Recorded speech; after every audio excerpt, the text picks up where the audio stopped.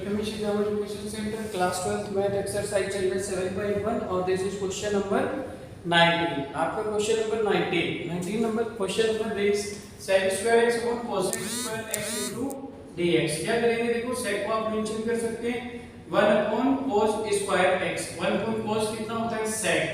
cosec को लिख सकते हैं 1 upon sin square x। 1 upon sin theta होता है cosec theta into dx।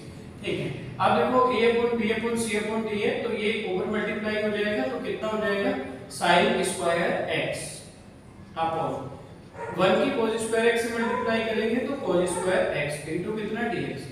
sin upon cos कितना होता है tan, तो tan square x into dx।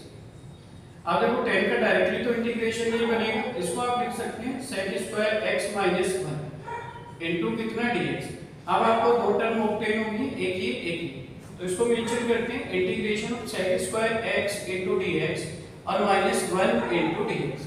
देखो sec स्क्वायर x का इंटीग्रेशन हो जाएगा tan x माइनस x का 1 का कितना होता है x, तो यहां कांस्टेंट टर्म ऐड कर दिया आपने, दैट इज योर आंसर। क्या किया, देखो sec थीटा होता है 1 अपॉन cos थीटा, cosec होता है 1 अपॉन sin, ये सबको क्लियर होगा। ये देखो यहां पर sin थीटा होता है, फिर cos थीटा होता है, फिर tan थीटा होता है, ट्रिग्नोमेट्री का बेस है, फिर cot थीटा है, फिर sec थीटा है और फिर कितना है cosec थीटा है। तो यहां पर अगर आप मेंशन करेंगे sin theta 1 upon cosec theta होता है, तो sin को मेरे cosec को 1 अपॉन sin लिख सकते हैं, sin को 1 अपॉन cosec लिख सकते हैं। सिमिलरली cos को 1 अपॉन sec लिख सकते हैं, sec को 1 अपॉन cos, tan को 1 अपॉन cot लिख सकते हैं, cot को 1 upon tan।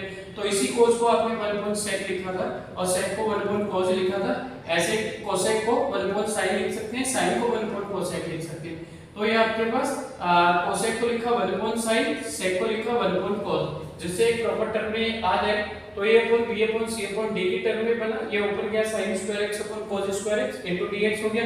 sin theta upon cos theta कितना होता है tan थीटा, तो tan स्क्वायर x dx हो गया। tan x का डायरेक्टली इंटीग्रेशन नहीं है, तो इसको sec स्क्वायर x माइनस 1 में आपने कन्वर्ट कर लिया इनटू dx। तो दो टर्म बन गई आपके पास sec square x into dx minus 1 into dx।